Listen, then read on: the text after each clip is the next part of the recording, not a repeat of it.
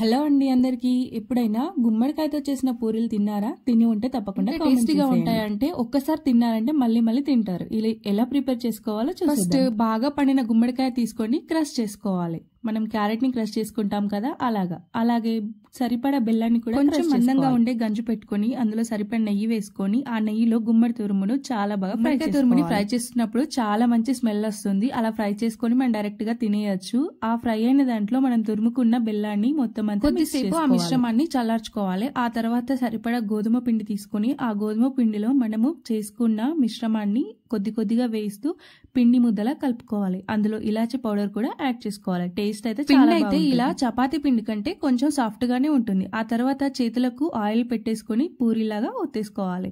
ఆ తర్వాత అయితే ఫ్రై చేసుకోవాలి. ఇంతే అండి, ఎంతో రుచికరమైన గుమ్మడికాయ పూరీలు అయితే రెడీ అయిపోయాయి. చాలా అంటే చాలా టేస్టీగా ఉంటాయి. నేను ఫస్ట్ టైం తిన్నాను, ఇంకా అయితే మర్చిపోలేకపోతున్నాను టేస్ట్. వీడియో నచ్చితే తప్పకుండా లైక్ అండ్ సబ్స్క్రైబ్ చేసేయండి.